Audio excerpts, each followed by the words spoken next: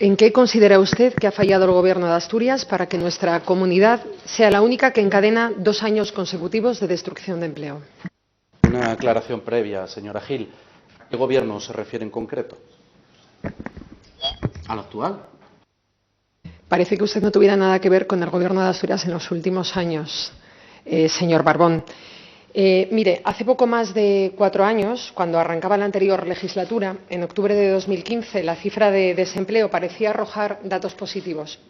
Se reducía a un ritmo de 7,5 puntos, lo que en ese momento se interpretó de manera triunfal por parte del Gobierno de Javier Fernández, de la FSA, de manera, como decía, triunfal. Advertimos entonces a su Gobierno que las cifras se basaban únicamente en un empleo precario y que éramos la comunidad autónoma con la tasa de actividad más baja en el conjunto del Estado. En febrero de este mismo 2019, la cifra de desempleo repuntaba ligeramente, pero mejoraba en poco más de 4 décimas el dato del mismo periodo en 2018. Y a esa variación se agarró el Gobierno asturiano para celebrar el dato como un avance.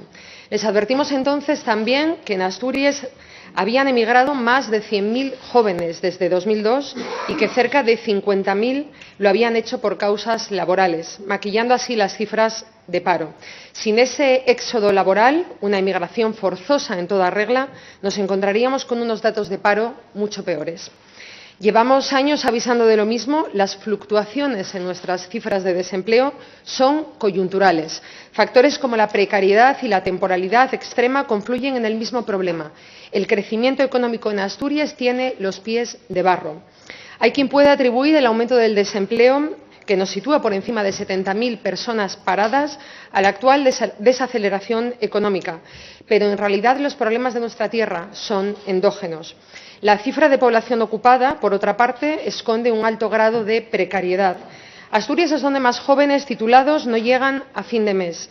En 2018 teníamos a 27.000 de ellos y ellas en situación de pobreza laboral, y es dudoso que esos datos estén mejorando. Las pensiones, por otra parte, han sido fundamentales para sostener una tierra donde hay apenas 1,4 trabajadores por cada pensionista. El futuro no parece halagüeño si tenemos en cuenta que las pensiones más altas, las que han sostenido a Asturias en el peor momento de la crisis, provienen de un sector industrial que está en pleno proceso de deconstrucción. Es precisamente en la industria donde se acumula gran parte del problema de la estructura productiva asturiana.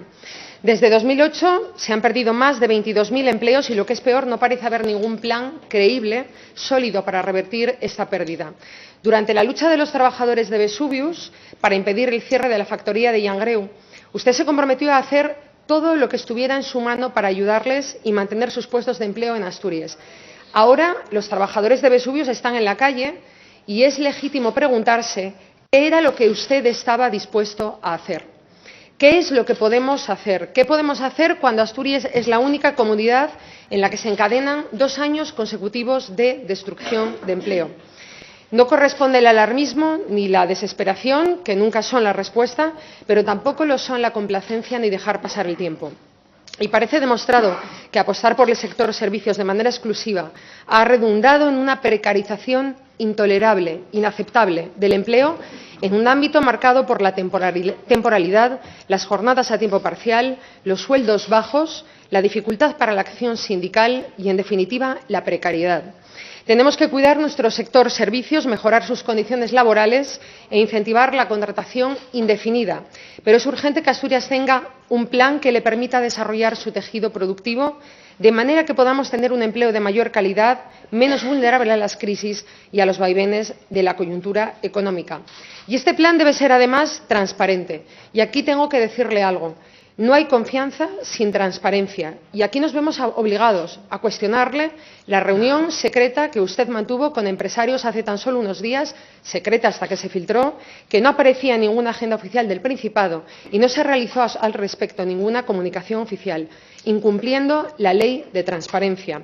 Un encuentro como este, además, en pleno proceso electoral y en el contexto de una crisis industrial de este calado, no puede ser bajo ningún concepto un asunto particular, ni deberíamos enterarnos a través de filtraciones en la prensa.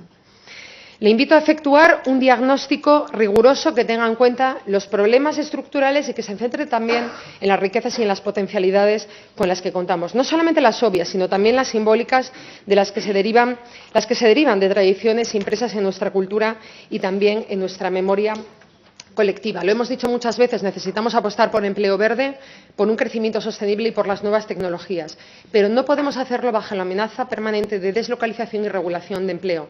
Le invito, por lo tanto, no solo a realizar el diagnóstico, sino también a poner en común las conclusiones.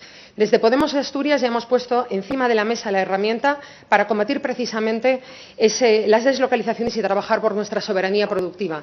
Derogación de la reforma laboral, mayor participación de la SEPI en empresas clave del sector industrial, contratos de permanencia, impulsar un régimen sancionador para aquellas empresas que no cumplen, la creación de una empresa pública de energía. Mire, la deslocalización de nuestro tejido productivo y empresarial no solo contribuye a expulsar a una parte de nuestra sociedad, sino que hace aún más difícil que regrese. En Asturias no solo se deslocalizan empresas, se deslocalizan familias, se deslocalizan vidas. Invertir capital y esfuerzos en impulsar un sector productivo y tecnológico asturiano sostenible, social y ecológicamente, vinculado al territorio e impedir la barra libre de deslocalizaciones, también es luchar contra la precariedad, contra la incertidumbre. También es abrir de par en par las puertas del retorno a decenas de miles de asturianos y asturianas que sueñan con regresar con dignidad. Gracias. No me entendió bien la pregunta. Yo no lo decía como un intento de desvincularme de los gobiernos anteriores, sino para que me aclarara expresamente a qué gobierno se refería. Porque cuando uno coge cualquier dato, en este caso, y cifra en que estamos ante una situación de desempleo que evoluciona de una forma de poca calidad, o el empleo evoluciona de poca calidad, parece lógico que no sea una cuestión de una sola legislatura o de dos, incluso puede alguien cifrarlo muchos años atrás, al boom, por ejemplo, de los años 2000. Y a eso me refería. En concreto, ¿a qué medidas o a qué actuaciones se refería usted y a qué gobierno? Por supuesto que en este sentido yo asumo toda la herencia recibida, siempre. No tenga ni la menor duda, pero quería tener esa precisión para contestarle. Mire, yo ya lo dije antes, cualquier nivel de desempleo a mí me preocupa y no voy a reiterar los datos del número de registro en el desempleo, pero la referencia que usted hace se fundamenta en el informe. Perdonad. Gracias. Sí, es que no oía. Me lío. Gracias. Se fundamenta en el informe del BBVA, que a su vez se basa en los datos EPA, ¿no? Y, sin embargo, ahí hay dos cosas que nos llaman la atención. Lo primero, que los datos de la EPA, por ejemplo, hablan que en el sector de la construcción estamos asistiendo a una destrucción de empleo. Y eso no se corresponde con el número de afiliados a la Seguridad Social. Pero no se corresponde tampoco con los datos del sector de la construcción que el propio sector nos transfiere. ¿Qué puede haber ahí? Pues un desajuste al tratarse de una encuesta. Habrá que examinarlo, no lo sé. Pero también usted hace referencia a ese informe del BBVA que tiene datos contradictorios. O digo que puede estar basado en ese informe del BBVA. Pero ese informe del BBVA que hace esa expresión de los 2 años consecutivos, también dice lo siguiente. Al igual que sucede con el consumo, la desaceleración del mercado laboral parece ser bastante generalizada. Tan solo Andalucía, Murcia, Asturias y País Vasco presentan crecimientos en la línea del 2018. Esto lo dice ese propio informe. Ahora bien, dejando eso de lado, si nos centramos, por ejemplo, en los datos que ya he comentado anteriormente de la Seguridad Social, de afiliados a la Seguridad Social, esos 369.137 suponen el mes más alto desde octubre del 2011. El mes de octubre más alto desde aquel año, desde el 2011. Es decir, ¿se ha llegado ya al número de afiliados a la Seguridad Social que se correspondería con el periodo previo a la crisis? No, eso ya lo digo por delante. Pero sí es verdad que octubre del 19, el número de afiliados a la Seguridad Social es el mayor desde octubre del 2011. Porque entiendo lo que usted plantea con el tema del nivel de desempleo, pero esto desde luego son datos claros. O se cotiza, no se cotiza, o se está afiliado a la Seguridad Social o no se está. Ahora bien, ya le he dicho algunas de las propuestas que nosotros ponemos encima de la mesa. Por ejemplo, la mejora de las políticas activas, con esa inversión que se ha hecho de los presupuestos en vigor, pactados con ustedes por valor de 41,2 millones de euros. Lo dije antes, la reforma de la AFP, que es una de las cuestiones prioritarias que sí o sí tiene que hacer este Gobierno y que además entendemos necesario para adaptarlo a lo que es la demanda existente del mercado.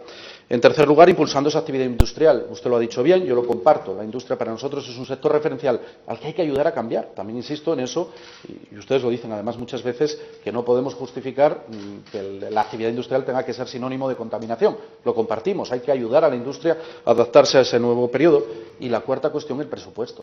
Yo le insisto en la necesidad de negociar, como he hecho al resto de grupos, en torno a un nuevo presupuesto que precisamente nos dé respuesta a este problema que estamos observando, que se está viendo. Ahora, discrepo de usted en eso de que la desaceleración no tiene nada que ver con la evolución del mercado asturiano. Yo creo que sí. Yo creo que Asturias no es una isla y, por tanto, la influencia de la desaceleración a nivel mundial, europea y española, también tiene influencia en nuestra propia evolución del mercado, ¿no?